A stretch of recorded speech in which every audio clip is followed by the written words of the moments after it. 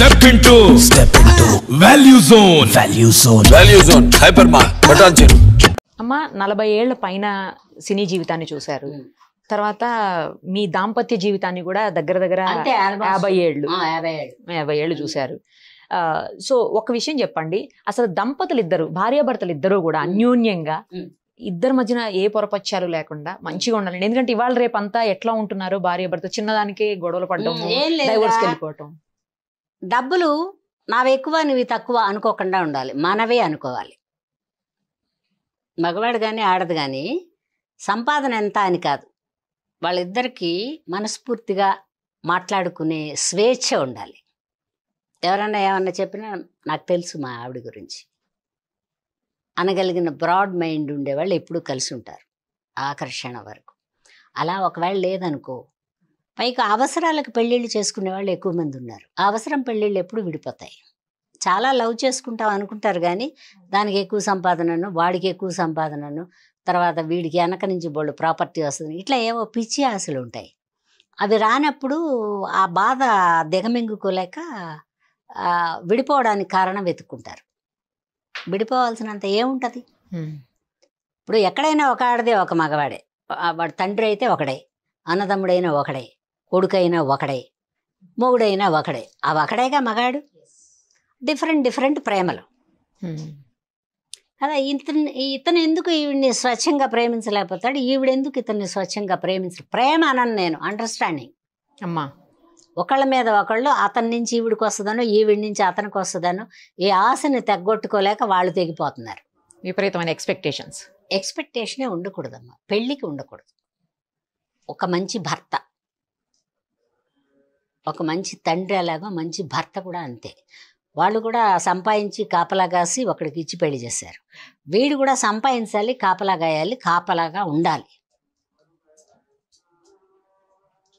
అంతే తప్పిస్తే వీడికి సపరేట్గా ఇంకేదో లేదు. మన తండ్రి అలాగో మన భర్త అలాగా. తర్వాత ఒకవేళ ₹1 మగవాడు సంపాదించలేకపోయినా సర్దుకోవాలి మనం. మనకు అత్యాశ ఉన్నప్పుడు మగవాడు గెలవలేక వదిలేస్తాడు ఒక్కొక్కడు.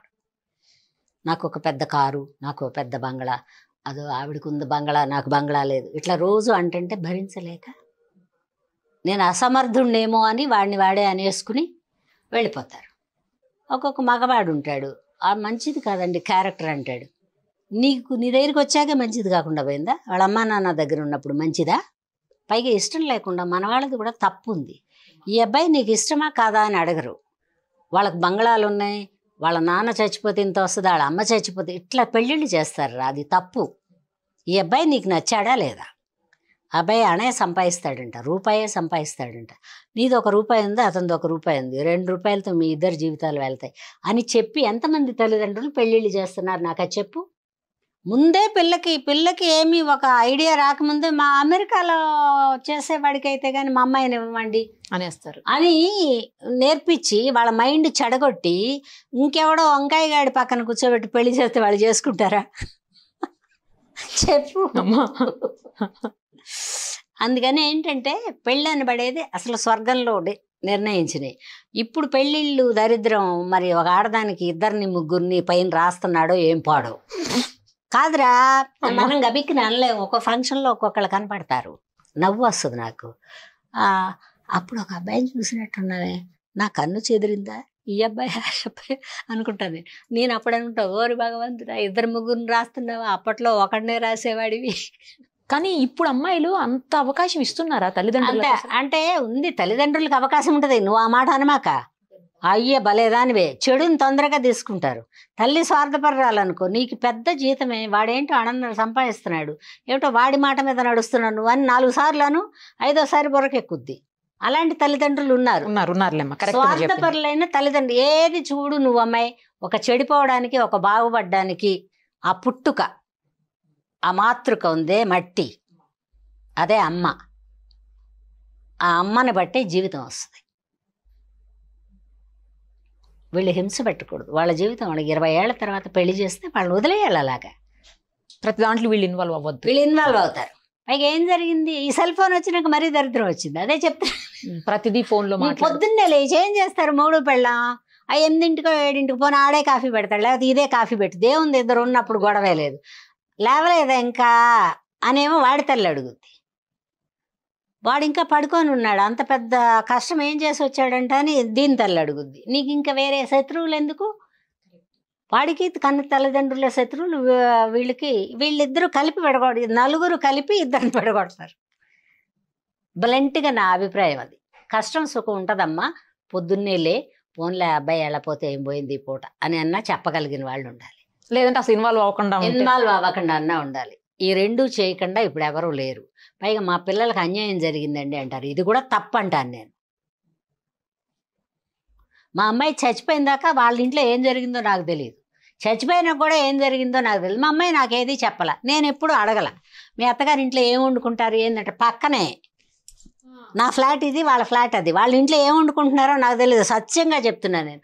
ఎందుకంటే నేను ఇంతమందిని చూసాం, మనం సినిమా వాళ్ళం, ఈ పిల్లని జీవితం పాడైపోద్ది. మన ఫాషు తెలివితేటలు, ఫాషుగా డబ్బులు, మా అమ్మాయి ముందు డబ్బులు కూడా లెక్క పెట్టాల నేను ఎప్పుడు. దానికి నగలున్న విషయమే తెలియదు. ఇంతకంటే దరిద్రం ఏమన్నా ఉంటుందా ప్రపంచంలో? పెళ్ళికి నగలు అసలు ఇది ఎక్కడదమ్మా, ఇది ఎప్పుడు కొన్నామ్మా, ఇది ఎప్పుడు కొన్నప్పుడు కూడా దానికి వేసి చూడలే నేను. ఎప్పుడు ఇవ్వాలో అప్పుడే ఇవ్వాలని పెట్టాను. నేను చెప్పాక నాదొక సైడు బిజినెస్ లాగా, నాదొక సైడు లైఫ్. అందుకని ఏంటంటే నోటితో చెడగొట్టుకునేవాళ్ళు, చెప్పుడు మాటలు విని చెడిపోయేవాళ్ళు ఉంటారు. మంచి కానీ చెడు కానీ, ఒక ఆడది ఒక మగవాడి ఎవరైనా సరే ఈ ఇద్దరిని నలుగురు విడగొడతారు. నా కూతురుని నేను అడగలేదు ఎప్పుడు. మీకు తెలియదండి అంటారు, దైవ సాక్షిగా చెప్తున్నాను నేను. మా అమ్మాయికి ఏం జరిగింది, అదే మెంటల్గా డిస్టర్బ్ అయిందా లేకపోతే పిల్లకి మాటలు రాలేదులే. మనవరాలికి అమ్మ ఓకే అందగత్తి పాప, అందగత్తి మాటలు రాలే. ఒకవేళ మూగ పిల్లల కన్నావు ఇట్లా కన్నాడు ఏమన్నా అనేవాళ్ళు ఏమో, అది కూడా చెప్పలేదు. అది కానీ ఇరిటేటింగ్గా కోపంగా మాత్రం ఉండేది. కోపంలో టైము అంతవరకే ఉందనుకోవాలి నేను. అది కూడా ఏమంటారంటే మనం మాట్లాడి చెడగొట్టకూడదు. ఇది కొంతమంది తల్లిదండ్రుల వల్లే జీవితాలు పాడవుతున్నాయి. ఇప్పుడు ఆ పాప బాగుందమ్మా, మాట్లాడుతుందా? ఎప్పుడు కూడా మాటలు ఏం పెద్దగా రావు కానీ చదువుతుంది. ఎంతమ్మా? 5 ఏళ్ళు. వాళ్ళ దగ్గరే ఉంటుందమ్మా? మీ దగ్గరే. వాళ్ళ నాయనమ్మకి వాళ్ళ నాన్నకి చాలా ప్రేమ. ఆ అబ్బాయి మళ్ళీ పెళ్లి చేసుకున్నాడు, బాగున్నారు వాళ్ళు, పిల్లని బాగా చూస్తారు. ఎందుకంటే ఎప్పుడన్నా ఒకసారి నా దగ్గర పంపుతారు, అప్పుడు చూస్తా, బిడ్డని చూస్తే తెలుస్తుంది కదా మనకి. అవునవునవును. మా అమ్మ చచ్చిపోయాక నేను కొన్ని వదిలేస్తున్నాను. మనకి రుణం ఎంతవరకు ఉందో అంతవరకే, అంతకుపైన తాపత్రయపడితే మనం పిచ్చివాళ్ళం అయిపోతాం. అవునమ్మా, అది కూడా కరెక్టే. ఎవరైనా కూడా, నేనని కాదు, ఏదైనా ఒకటి జరిగితే ఒక 4 రోజులు, ఒక 40 రోజులు బాధపడటం కరెక్టే, కానీ వదిలేయాలి. మీ జీవితంలో విషాదకర సంఘటన అంటే ఏదమ్మా? విషాదం, మా అమ్మాయి చచ్చిపోయిందే విషాదం నాకు, అంతకంటే పెద్ద విషాదం ఏం లేదు. మా అమ్మ సరే పెద్ద వయసు, ఇంకా ఆవిడ ఇంకా చాలా కాలం ఉండాలనుకోవడం అత్యాశ. ఉంటే మంచంలో ఉండేమో, మా అమ్మగారు ఎవరితో చేయించుకోకుండా పోయారు. తోడు మనిషి ఉండేది కానీ పెద్దగా ఏం చేయించుకోవాలి, అదొక తృప్తి. మా అమ్మాయి చచ్చిపోయింది మాత్రం ఇంకా కూడా అప్పుడప్పుడు తెల్లవారుజామున గుర్తొస్తుంది. ఏం బాబా నువ్వే తోడుందా అనుకున్నావా, వీళ్ళందరినీ వెళ్ళగొట్టేసావు అంటాను వాడికి. అమ్మా, మీ జీవితంలో ఒక బ్యాడ్ ఒక గుడ్ రెండు చెప్పండి. ఏ బ్యాడ్ ఏంటి, గుడ్ ఏంటి? బ్యాడ్ అయితే దాన్ని ఎలా వదిలేయాలనుకుంటున్నారో చెప్పండి. గుడ్ అంటే వర్క్ చేసుకోవడం, నేను సంపాదన పర్రాలుగా ఉండటం, ఆ రూపాయిని జాగ్రత్త చేసుకోవడం. అది మా కుటుంబంలో నేను పెద్ద దాన ధర్మాలు చేస్తానని నోటితో చెప్పలేను కానీ మా కుటుంబంలో మా అమ్మ కన్నా సంతానం వాళ్ళందరినీ ఏదో నాకు చేతనైనంతలో, నాకెంత పెద్ద లగ్జరీ లైఫ్ లేదు కాబట్టి ఆ లగ్జరీ ఖర్చులన్నీ వాళ్ళకి, ఓకే, నా అన్నం నాకు. ఇది గుడ్డు. బ్యాడ్ ఏంటంటే ఇంతకీ ఒక బిడ్డని పెంచుకుని ఒక అయ్యి చేతిలో పెట్టినా కూడా నా జీవిత కాలం అమ్మాయి ఎలా ఉన్నావు అని అడగడానికి లేదు అనబడేది, అదొకటే బ్యాడ్ రా నా లైఫ్లో. అప్పటికి ఇప్పటికి ఎప్పటికీ మిగిలిపోయింది. మా పాప ఎక్స్పైర్ అయింది.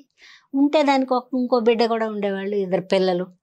నాకు చాలా హ్యాపీగా అనిపించేది. అది లేదు, అదే బ్యాడ్. అంతకంటే ఏం బ్యాడ్ లేదు, అన్నీ గుడ్, అన్నీ బాగా జరిగాయి. నేను కూడా సాధ్యమైనంత వరకు బాగానే ఉండడానికి ప్రయత్నం చేస్తా. నాకేం పెద్ద విరోధాలు ఉండవు. తర్వాత వీళ్ళు చాలా బాగున్నారే అనేది కూడా ఉండదు. మనం కూడా బాగున్నాం కదా, వెళ్ళిపోతూ ఉంటుంది. వేషాలంట నాకు తృప్తి లేదండి, దాహం అండి, ఇవన్నీ ఉత్త మాటలు. ఏమిటి దాహం, ఎవరో డైరెక్టర్ పిలిస్తే దాహం తెచ్చుకున్నది అంతే, లేకపోతే లేదు కదా. ఆ డైరెక్టర్ ఎవరో పిలిచినప్పుడు చెయ్యి, పోనీ వర్క్ చెయ్యి.